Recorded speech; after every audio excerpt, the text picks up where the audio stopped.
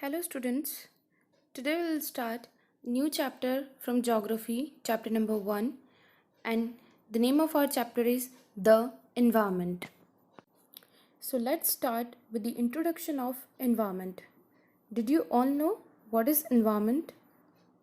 Everything that we see around us makes up the environment.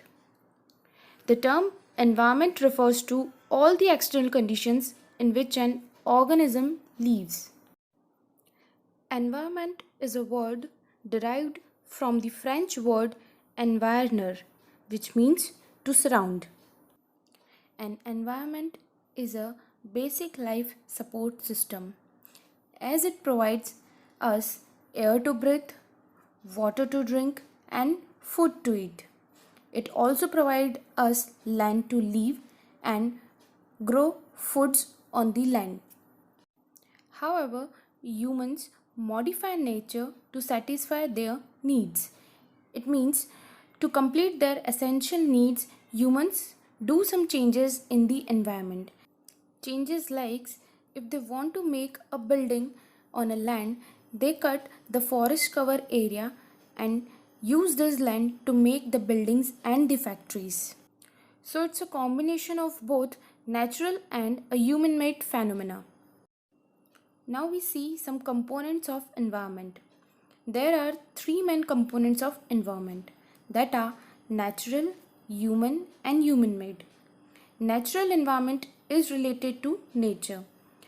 Human environment is related to human and human-made environment is related to nature's components used by human to modify something new with their skills and knowledge. Now we see some components of natural environment. So there are two components of natural environment that are biotic and abiotic environment. Biotic environment comprises of living organisms such as plants, animals and birds, and abiotic environment comprises of non-living elements that are a part of lithosphere, atmosphere and hydrosphere, whereas water, air and soil are some examples of abiotic environment. Now moving on to components of environment. So the first component is natural environment. In natural environment, lithosphere is known as the layer of land, atmosphere is known as the layer of air, hydrosphere is known as the layer of water, and the biosphere is known as the layer of living things. Basically, biosphere is that zone where all the three zones interact and make the life possible. Next is human. So human are also an important component of an environment. Human modify the natural things and completes their needs. In the human-made component, when the humans modify the natural things, the output of those things we call are human-made.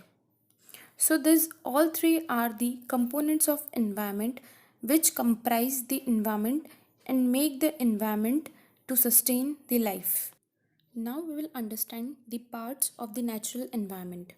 So starting with the lithosphere. Lithosphere is a solid crust or hard top layer of the earth. It is made up of rocks and minerals. The uppermost part of lithosphere forms a thin layer of soil. The thickness of lithosphere is about 17.5 km. Lithosphere is consist of mountains, plateaus, plains and valleys. The lithosphere provides land for buildings, houses, factories and also for agriculture. Hydrosphere, it is also known as water layer. When we look from space, the earth looks blue and watery. This is because 2/3 of its earth's surface is covered with water. It comprises of various sources of water and different type of water body that includes river, ponds, lakes, etc. Much of water on the earth is salty that is found in seas and oceans, and only 1% of fresh water is available on earth. Water is the essential and the main component for the living beings. Next is atmosphere. The Earth is enveloped by a thin layer of gas known as atmosphere. The gravitational force of Earth holds the atmosphere around it. The atmosphere maintains the temperature on the Earth and make it habitable for living. Atmosphere also protects us from harmful UV rays and scorching heat of sun. The gases present in atmosphere supports life, that is, oxygen helps in respiration and carbon dioxide helps to green plants in preparing food, whereas nitrogen helps in the growth of both plants and animals. Change in atmosphere produce change in weather and the climatic conditions. Now, biosphere. Biosphere is a narrow belt of living organisms found a little above the surface and little below the surface of the earth. You can see in this picture that life exists everywhere.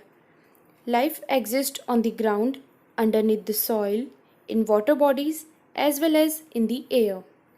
The plant is taking carbon dioxide from the airs, it's taking minerals from the soils and completing its water needs from the rivers. Now, moving on to ecosystem, a complex relationship between all the living and non-living things, that is all the biotic and abiotic things. When they interact with each other, they form an interface. That interface is known as an ecosystem. We can also say that as a complex system of interaction between organisms and their physical environment in a particular area is referred as ecosystem.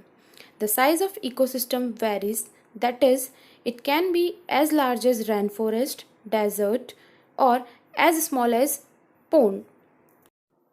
Human environment. Humans interact with the environment and modify it according to their need. For example, early humans adapted themselves to natural surroundings and lead a simple life by fulfilling their needs from the nature. With the time, as their needs grew, they learned new ways to use and change the environment. They learn to grow crops, domesticate animals, and lead a settled life. Invention of wheel lead to surplus food production. As food production increased, trade originate, thereby leading to introduction of barter system. Now, what is barter system? It is simply exchange of goods, cause in early times there is no existence of money. All this ultimately caused industrialization and development in the transportation and communication. Now, moving on to the next, to understand the balance in nature, how we can balance it. Modifications by humans should be such that the balance in nature remains maintained. However, humans' greed has disbalanced the environment, and it is because of this only disasters are being caused. This disbalance is caused by using more and more vehicles and by industries. It is important to understand that how can balance be maintained. The balance in nature can be maintained by the following R's. The 3 R's. It means reduce, reuse and recycle. Reduce means कम से कम use किया जाए. Reuse means उसी चीज़ को use किया जाए. Repeat. Recycle means अगर हम दोबारा उस चीज़ को यूज़ नहीं कर सकते तो उससे कोई दूसरी यूज़ करने वाली चीज़ बना सकते हैं. So here we come to an end with our chapter.